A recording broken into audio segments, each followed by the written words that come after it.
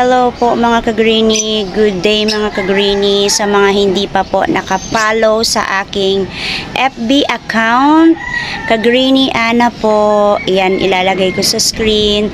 Doon po ako nag-update ng mga bago kong upload na video at kung ano-ano pa. Please po, pa-follow po.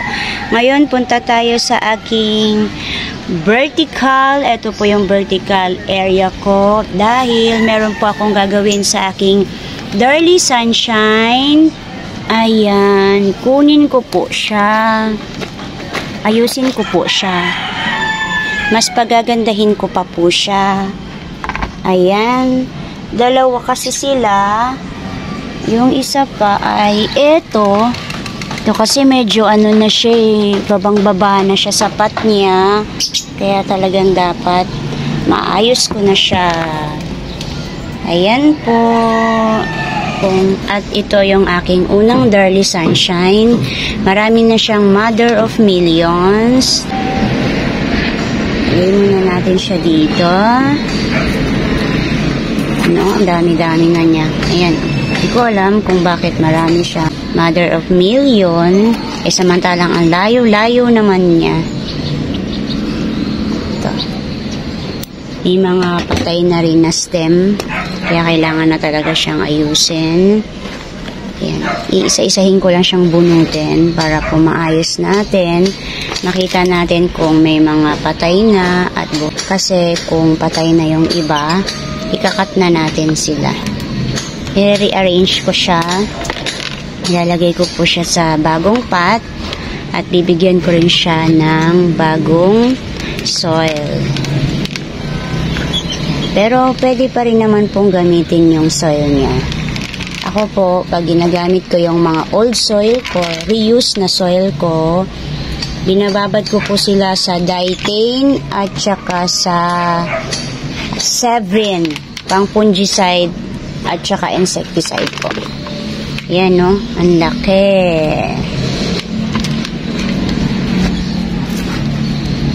Then, ito pa. Yan. At ito pa. Ito po kasi, parang malaking pot ito. Ilalagay ko na lang po sila sa mas maliit na pot. Which is, ito po. Ayan. Ito ay reuse na potting mix. Galing po ito sa mga lumiit na mga succulent ko. Ginamit ko po uli siya, pero dinagdagan ko po yan ng rice hull at saka po vermicast at fertilizer. Yan, ayusin ko na siya. Ito po. Hindi na ako gumamit ng ng mas malaking pot. Ito ay mas maliit para po mas madami uli sila tingnan, kasi doon sobrang maluwang, malaki yung pot po niya, parang nahirapan sila lumaki uli kasi masyado pang malaki yung pot nila. Kaya ilalagay ko siya sa mas maliit, yung diameter lang naman. Yan, may mga sumasamang mother.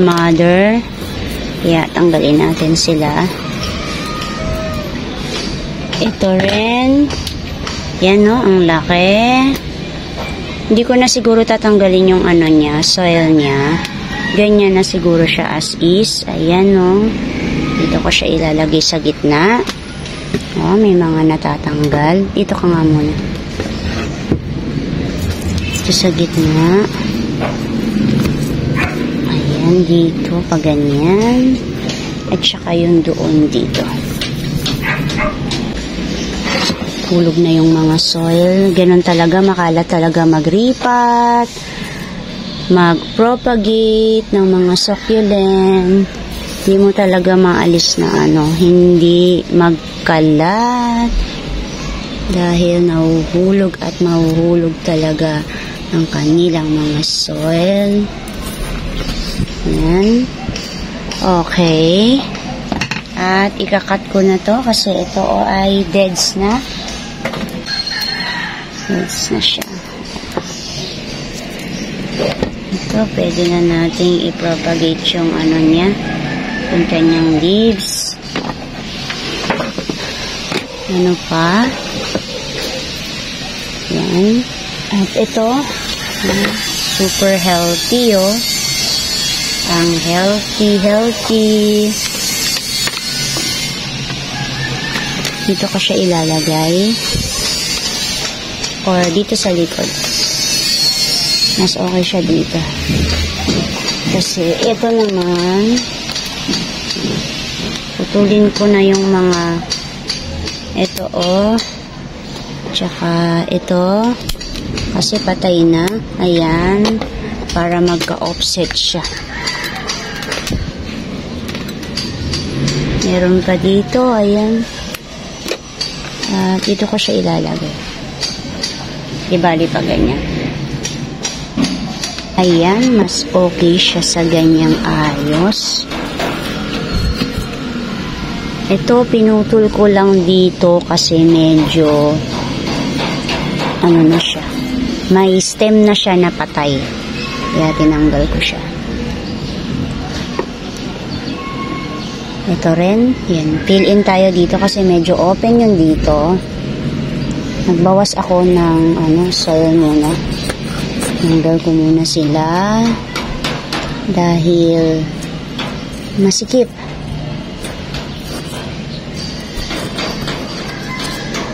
Yan. Okay sila sa ayos na yan. At may nakita akong hindi maganda. Ito, oh. Yan, oh. Patay na yung niya, stem niya. Kaya magkakat ako dito. Okay lang yan po. Kasi, oh, marami naman siyang roots. Pwede ko na siyang ibaon agad. Ito rin, oh. Ayan, may new roots. Ito rin. Kat ako dito, oh. May mga new roots naman sila. Kaya, ibabaon ko na lang po sila. Dito, ayan. May mga new roots at saka old roots. Ayan, o. Kaya, okay lang po yan na ibaon agad natin. Pero pag cuttings at wala pa siyang new roots or old roots, wag po muna natin silang ibaon. I-air dry muna natin or ipatong natin. Ayan. Dito. Yan. Ayan na po. Maganda na po siya. Dahil nagbawas po ako ng soil, dagdagan ko lang po siya ng soil sa gilid. Dito lang po. Magpipil-in lang po ako ng soil dito. At dito po konti. Yan. Dito po sa side na to, wala na kasi siyang soil. Kunin ko lang itong dito din.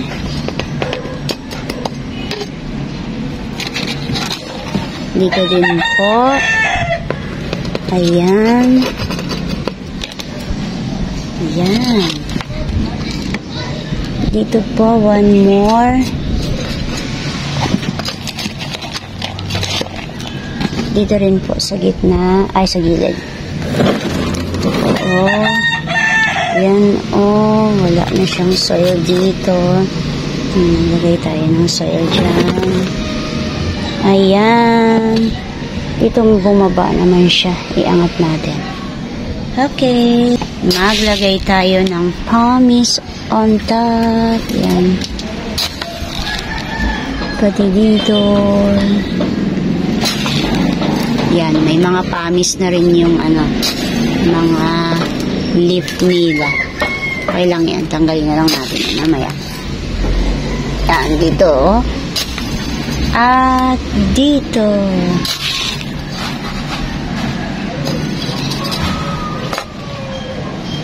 Baka bukas na lang ako maglagay ng fertilizer nila, Osmocote. Yan. Okay na. Ayan. At ngayon naman ay yung pangalawa naman. Ito. Ayan. Ilalagay ko siya sa clay pot. Kasi wala akong Darlie Sunshine sa clay pot. Tanggalin ko muna ang Darlie Sunshine na ito dito. Yan.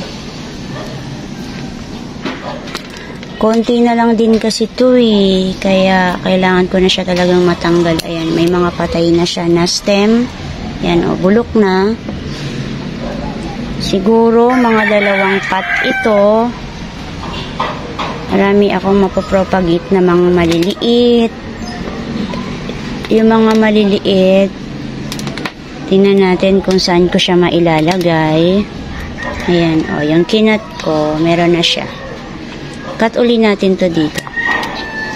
Ayan, o, may mga maliliit na ano, tumutubo. Ayan din po, maliliit sila. Ito, leaf propagation. Ito, putol na natin kasi o, patay ng stem niya. Dito tayo magputol uli kasi pwede pa yun. Ito rin. Linis-linis lang natin. Ito, okay pa. Okay pa siya. Ito, hindi na yung upper. Ito, hindi na. Patay na. Pero, merong offset na tumubo. Ayan. Propagate natin. Okay lang siya na ganyan. Tutubo pa yan. Ito, wala na. Tanggalin na lang natin yung nasa taas para ito ma-propagate pa. Ito, yan. Maganda pa siya. Tabi natin. Yan, marami. At ito. At ito. At ito yung clay pot na gagamitin ko. Feeling ko makakadalawang pot ako ngayon. Dahil medyo madami-dami siya. Tanggalin muna natin itong mga sumasama na ano.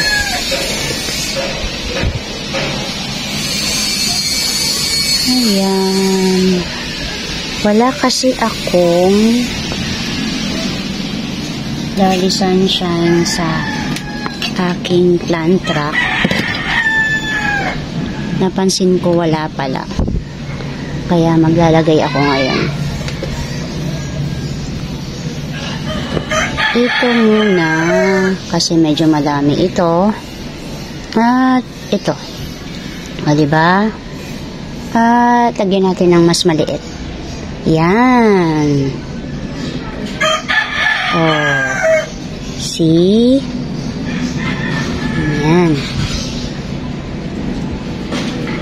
At lagyan natin ng soil.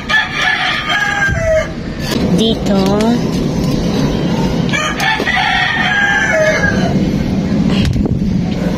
Isa na lang muna ang ilalagay ko sa aking vertical na Darlie Sunshine.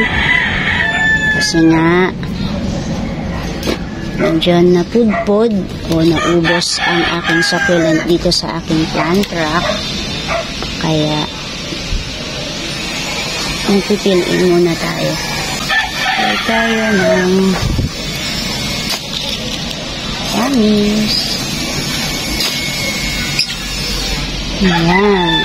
At ito ang pangalawa.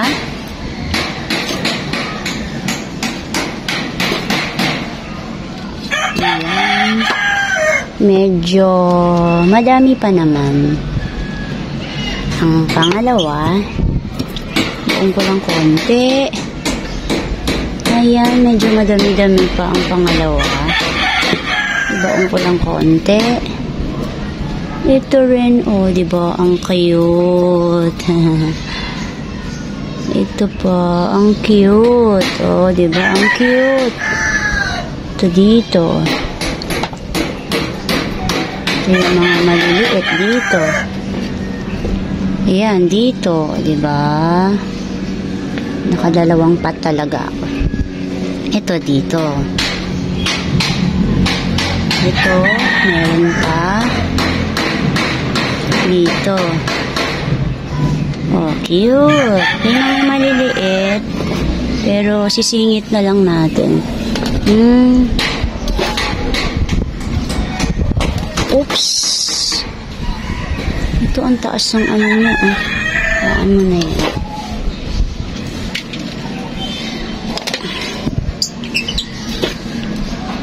Oops. Oops. Yan. Cute.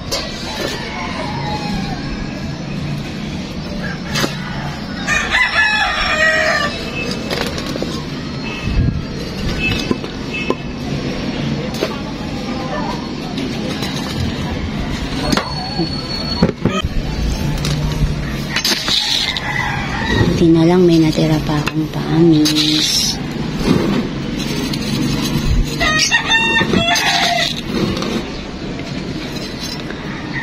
Ayan. Charan! Ayan na silang tatlo. Diba? Dalawang clay pot. At saka dyan, sa hook hanging ko. Maganda sa hook hanging ko. Ito, dahil okay na sila, lagay ko sila dito sa aking hand truck. Paraan. Dito muna. Ayan. Diba? At saka yung isa, dito sa katabi ni Saiki. Saiki, patabi ha. Ayan. Okay na yan na maulanan sila kasi may mga roots naman sila. At ito namang aking hook hanging. Ayan. Ilagay natin siya dun sa aking vertical. Kaso, mas maliit na siya. Pero okay lang yan. Katabi niya si Purple Delight na maganda. Ayan. And that's it for today mga ka-greenie. Kung love din po ninyo at nagko-collect din po kayo ng mga plants, cactus and succulent, kagaya ko po, please po, pa-subscribe po ng aking channel. Ana Duran po. At yung aking FB account po, pa-follow naman. Thank you Lord sa araw na ito. May God bless you all. Bye-bye mga ka-greenie. Thank you so much po sa mga bagong nag-subscribe sa akin ngayon. Hello, hello po.